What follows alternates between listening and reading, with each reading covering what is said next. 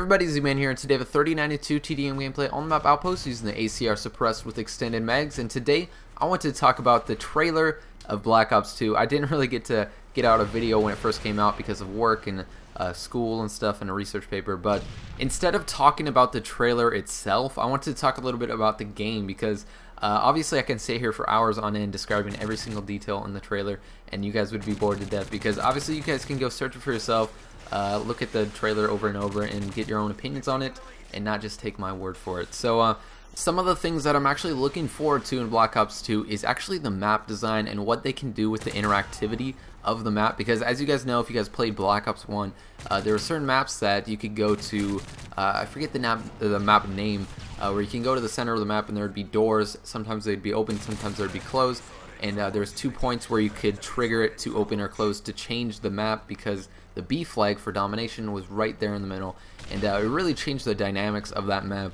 which made it a lot more exciting and a lot more challenging if you wanted to take B. Because there's so many ways they can get you, and yeah, I don't know if they should do stuff like rockets taking off or shake the entire map. That was kind of stupid, but stuff that changes the dynamics of how you move around the map rather than just a rocket taking off. But another thing that I thought about when the trailer came out and they revealed the setting and the time frame that it was at, and it's like 13 years in the future. It really intrigued me on how they're gonna do the guns and the equipment and stuff, because every single time before it's been either modern or past, so there's already established guns in the game and they're all basically realistic weapons. Now they could make up weapons and balance it a lot more, because when it comes to an AK-47, when you're balancing the weapon, you can only do so much to the fire rate, to the power of it, because it sort of has to match real life like attributes of that weapon. Now they can make up weapons and make their own attributes for those weapons to make it a lot more balanced. Of course, they're still going to probably use the AK-47 and some other, probably the M16, maybe like a more futuristic version of that. But yeah, I definitely think that the balancing of weapons and equipment and stuff like that is going to be a lot better than previous ones. It's not going to be perfect, of course, as in any Call of Duty that they make, but definitely be better. And another thing that I'm not really looking forward to is the perks, because there was a leaked list of perks. And it includes some pretty controversial ones, to say the least. And it turns out it might be true, because there was a leaked screenshot that showed 3 of the perks that were on that list actually on like a screen or something. It could be faked. It could be by the same person that made that list. We never know, but that's something to worry about, is the perk list. I think there's Juggernaut or something in there. But I doubt that they'd put actually Juggernaut in there. I think David Vonderhaar said that they didn't have Juggernaut in there, which is amazing, and hopefully that's fake, because it would be absolutely horrible to put that in there.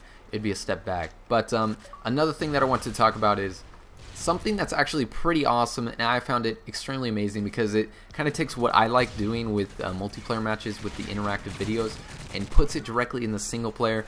If you guys didn't hear, there was actually like an interview with, I believe his name is Mark Lamia. He's like a head guy for Treyarch or something, and he was talking about the single player is taking on a whole new life of its own, because it's got like an interactivity type of feature where there'd be certain missions where you can't, if you die, you die, and the story evolves from there.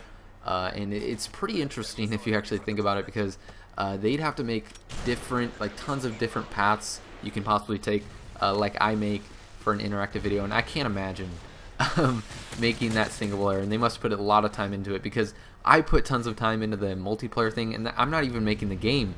They actually have to make the game, and they have to do tons more hours and hours of making that, and it should be a pretty fun thing. I might do a walkthrough or a playthrough or something of the single player, because it's actually pretty interesting. If you guys want that when it comes out in 6 months, then I definitely will, if I remember I even posted this video at all by then. But another thing that I want to talk about on the multiplayer side of things is competitive gaming, and Call of Duty hasn't really taken a really serious approach to competitive gaming. They've supported it sort of with kind of LAN stuff, not really in Modern Warfare 3, but I think that they're going to take a huge side on the competitive gaming, because they see it's an emerging market. They can make some money off of it, and it definitely would be smart for them to do that.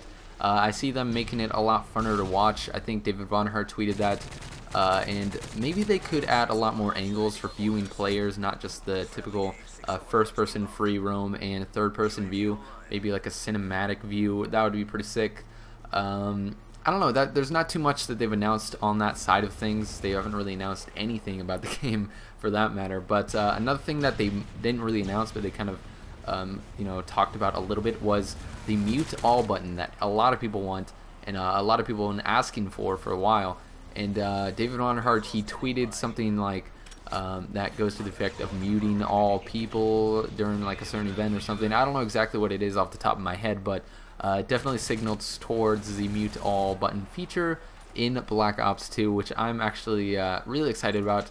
Not as much as some other things, but definitely would be awesome. But that just about does it. If you guys enjoyed this, a like rating always helps, and if you guys haven't subscribed already, I do recommend it. It is free, by the way. And I do have a Facebook and Twitter. I'm going to link them in the description below. Other than that, peace.